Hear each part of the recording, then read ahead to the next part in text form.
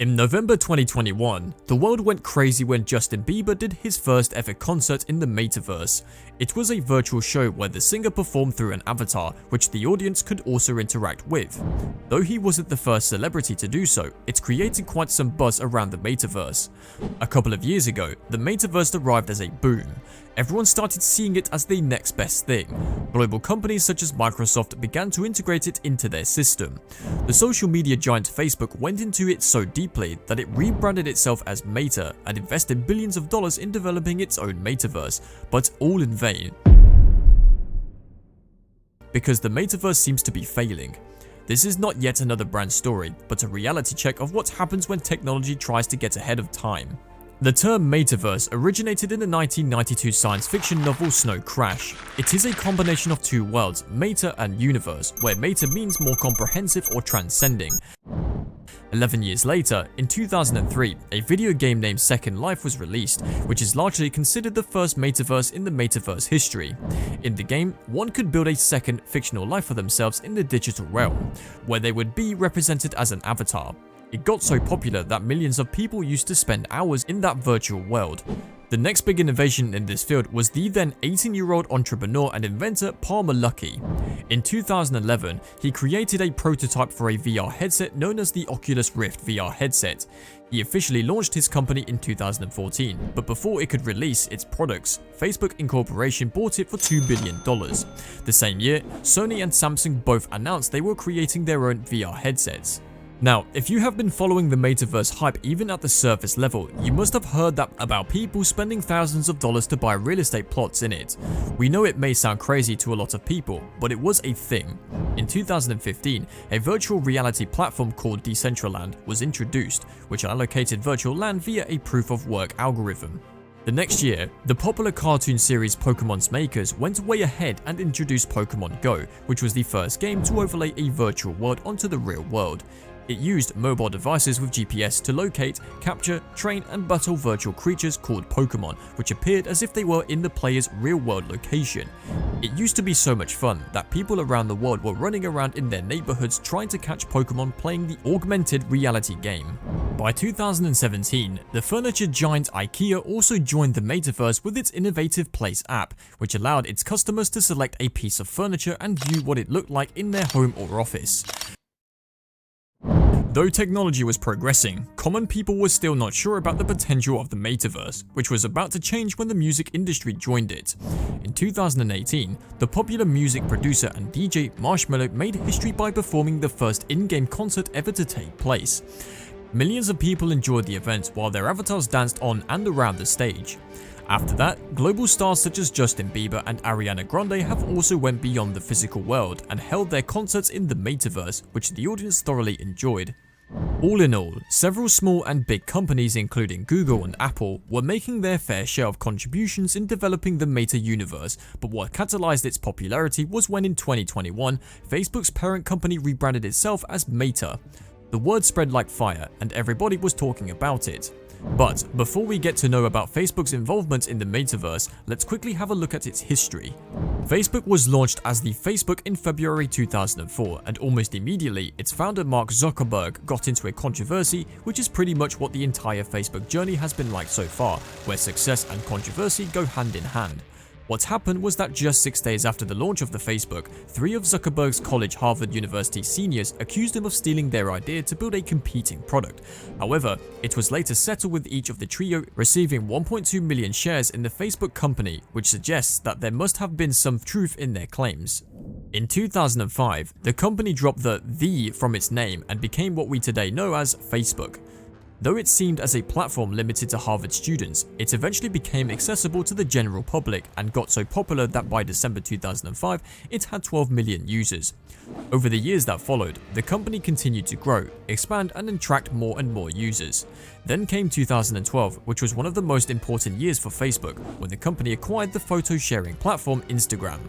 The same year, Facebook also went public by filing an IPO, and the same year, it also reached 1 billion active users.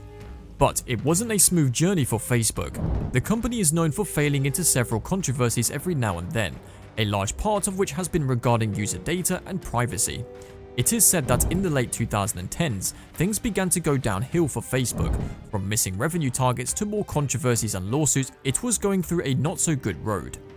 So, as mentioned earlier, Facebook's parent company rebranded itself as Meta in October 2021, and though Zuckerberg stated that the new name was symbolic of the company's ambition into the world of the metaverse, many people saw it in an attempt to shake off its recent years' negative image. By now, Facebook had already taken several steps towards its dream to create a metaverse, such as launching the Oculus VR headset, creating a special executive team, launching a virtual reality remote work app called Horizon Workrooms, and partnering with Ray-Ban to introduce smart glasses. So, a couple of months after becoming Meta, a major launch from the company took place. It was the Facebook Horizon, which was a virtual environment where people through their avatars could hang out in user-created worlds. But like we said, Facebook and controversies go hand in hand. Controversies followed it despite changing its name. Soon after, Facebook Horizon was open to the public, a beta tester reported being harassed. In her post to the official beta testers Facebook group, she wrote, "Sexual harassment is no joke on the regular internet, but being in VR adds another layer that makes the event more intense. Not only was I groped last night, but there were other people there who supported this behavior, which made me feel isolated in the plaza. How terrible it is to happen to anybody." Fortunately, Meta soon addressed it and incorporated safety measures to avoid further such mishaps. In a next step towards expansion, in August 2022, Zuckerberg on Facebook posted his avatar near the Eiffel Tower, which was highly criticized because of its poor graphics and super animated look. Just a few days later, he also posted a much better version of his avatar, along with a clarification on the previous one, but the damage was already done. The next month, Meta's VP of the Metaverse, Vishal Shah, while castigating his employers for not using the Metaverse often enough, reportedly said, "Why don't we love the product we've built so much that we use it all the time? The simple truth is, if we don't love it, how can we expect our users to love it?" Clearly, Facebook's Metaverse project was not having a great time, despite Zuckerberg burning billions of dollars in developing it. Other factors such as Apple changing its privacy policies were also adding to the burden, and Meta was continuously losing money, with its share price declining significantly. Recently, it also laid off thousands of its employees, which is pointing towards a crisis situation. While the Metaverse project could not be held entirely responsible for the company's dire state, it definitely looks like a major portion of it. Some even call it Facebook's slow death. What is this? What is this outfit in this scam? You picked the wrong house, fool! Hello, who are you, sir? But why is this happening? Usually, a new technology or innovation is welcomed by people with open arms. Then why is Metaverse receiving such a cold response, despite a buzz and COVID years which super catalyzed the virtual transformation? Well, there can be many reasons behind it, a major one being its slow-paced development.